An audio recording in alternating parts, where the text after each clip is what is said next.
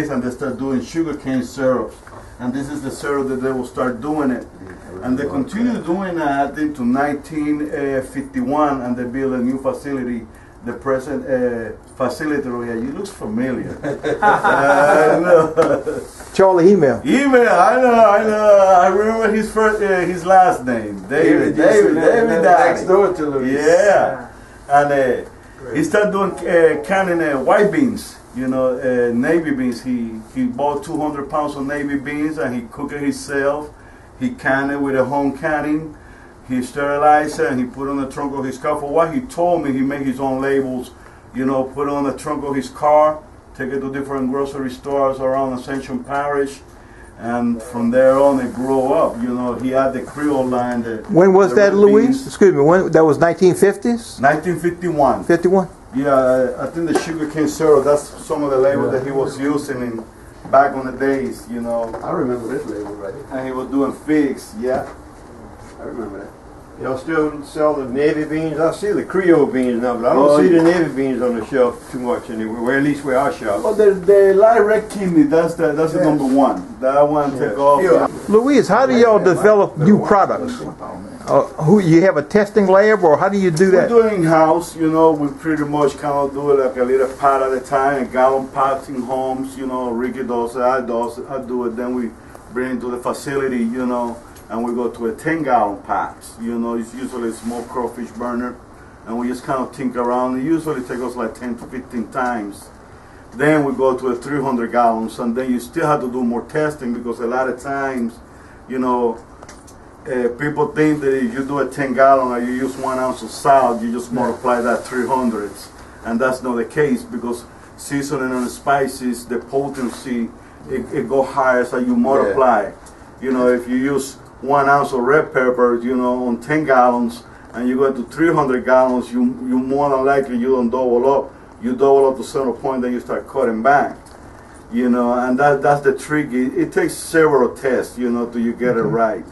And then you have to can it. Then you have to kind of let it age for a little while to see what happens, when it sits for at least 40 days, call it an aging process. Okay. Well, how many products do you have today, current products that you're producing? Right now we got like 16 over. This is the new 16? line that we introduced. We did the gumbo, 2 chilies, we do a etouffee, jambalaya, base. Yeah. Good Lord. This is what we call them a depolletizer. We get in the empty cans. This particular can from Wisconsin. It's like a can they come all wrapped up. It's like a palletizer. You bring the thing to the front. Then they go to the hydraulic over there. We got 2 arms that raise the whole pallet up. And then what you do, you raise it up and you can look in the middle. Hey Linda, can you raise it up? And look in the middle, how you raise it up. And you got like an arm on the back that we sweep it to the bell. You get sweep to the big bell, and that automatically activates themselves and they're going down the line now.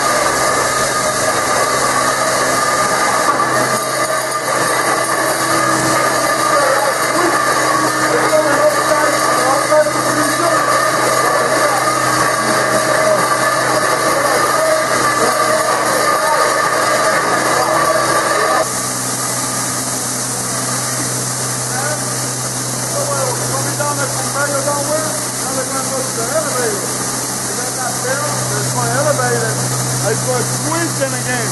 When they come down now, they come on the side. They go to the elevator. When it's going to squeeze it again, you're going to put on the upright position. Then two come down and wash that on the other side. So when you go to this side, then you do on the six side on the upright position. See how they start squeezing it again? We put several of those squeezing along the line. We take one to the down all, and they squeeze it and they dump it again. And then they're in the upright position, and the things that goes there, they come to the upside, and the steel is still on the can.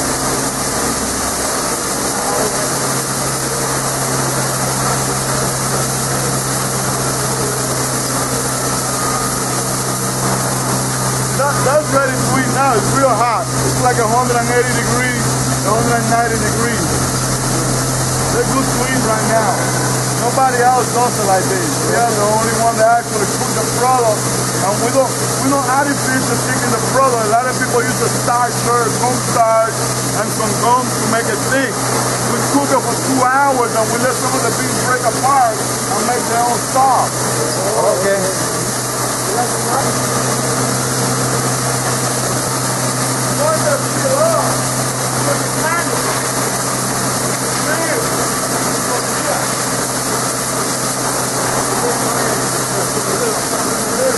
When it goes down, when you pull the handle, it got the lid over there, and then mix together. At this point, you got the flange. That's how the judge keeps those over there. Quality control. The flange has to be perfect, you know, so it can mix with the gasket of the can. They line up together, it goes to the steamer. And the steamer over there got like 4 wheels. From the first operation, the second operation, 2 wheels come in, they're going to fold it, then it back up, 2 wheels come in and they tighten it up, and then make one product. Now you can see the full steam on it.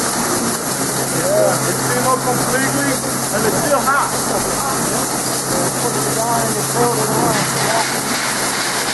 And here we put the color.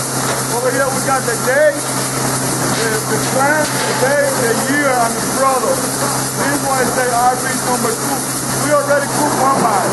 The second batch is cooked today. You see, now the beans are cooked, the steam, now we're going to sterilize it. That's like a pressure cooker over there. Okay.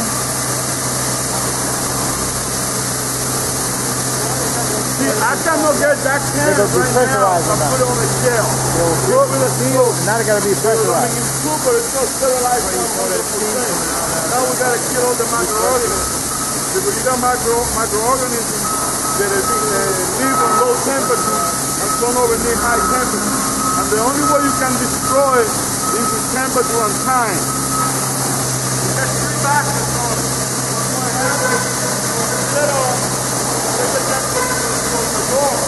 Now we got hair dropping down. We got to get rid of that hair. In order to do that, we have to put it down. Once it's frozen, it goes to a period of about 3 minutes. And the 3 minutes, we're going to get all the condensation in the line. We're going to get all the air out. Once you achieve that, then you bring it to 252 degrees. And from over there, it's going to dictate how long it's going to take. The process at 252 degrees. That's all the highest temperature. But now it's perfect. Now I'm going to apply the extent of pressure to the steam. I have to balance those pressures. You know, I have to have equal amount of pressure. I already know the amount of pressure that this can is going to create when it's boiling over there at 252 degrees. You know, and I'm going to apply a extent of pressure to the steam to maintain that can. But it don't flow, so don't cavitate on me. If I got too much center pressure, the can is going to go deep. If I got too much center pressure, you know, the can is going to blow up. That's why you see a lot of times some cans, they kind of bulging out. If you see a can that bulges out on you, don't flush it. Throw it away. It's a problem with that. Once you sterilize it, you know, then you're going to remove the steam and you're going to fill it up with water. And you're going to cool it down. Then it goes into the label. Good. Where are you cooking the beans? Are the beans being cooked up on top? On the kettle up there. It's real slippery up there, you know. Yeah. Look on the kettle up there. You're thinking there are 2 more kettles. They're fabricating them right now. Each one is 300 gallons. 300 gallons? 300 gallons. Okay. Stainless. They have to be all stainless and they have to be smooth surface. Have no product drop. Everything has to be smooth, you know, middle.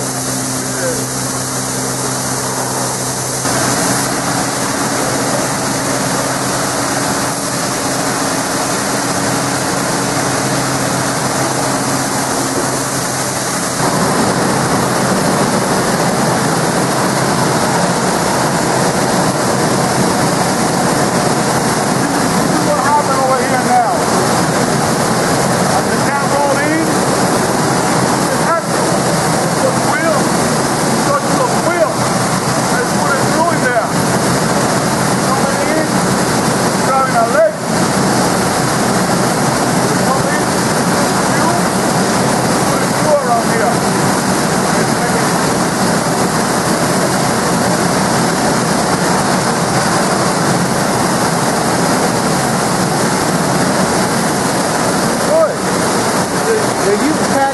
Does anybody else put that labels on? No. We just put this line last year. All this is brand new.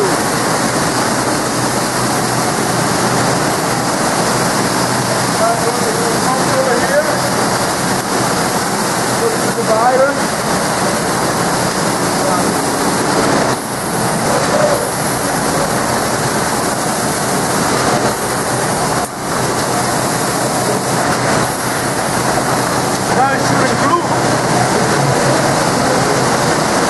That's gluing the other side up? Yeah. It's shooting glue in there when it's open, and then those panels are compressing. Yeah. Come back, compressing, and let the glue out. Then you got a little problem with static on Louisiana because the humidity is so high, it builds up. It's an anti-static fan. It's going, get the static out of the can before it goes to the freezer.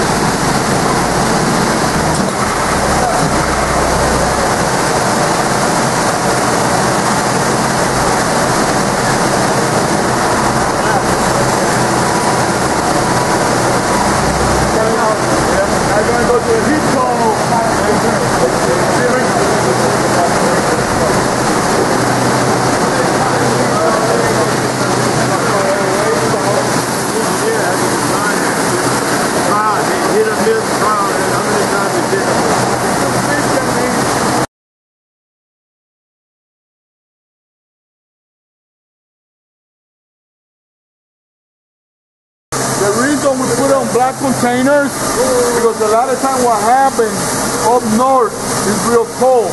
If you get any bugs, they come down here to Louisiana and it's warm, and on the black container you can see them right away. You know, because they're usually white on nature. And we want to be able to spot any insect flying, insect or any bug comes crawling. We want to be able to see it. My nature is white cold, you know. They put them in these black containers so they got the bugs. They can tell the bugs when these are white.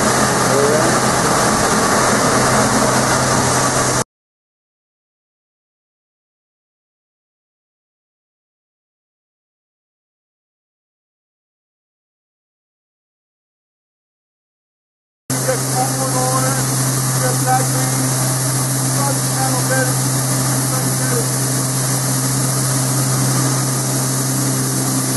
that's too dark. You don't want the darkness, you know.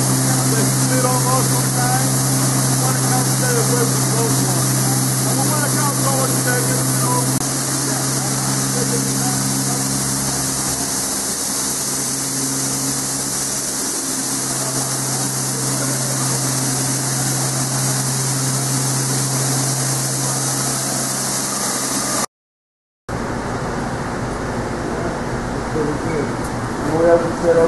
That's an old-time scale out there, too. Huh? That's an old-time scale. Oh, yeah.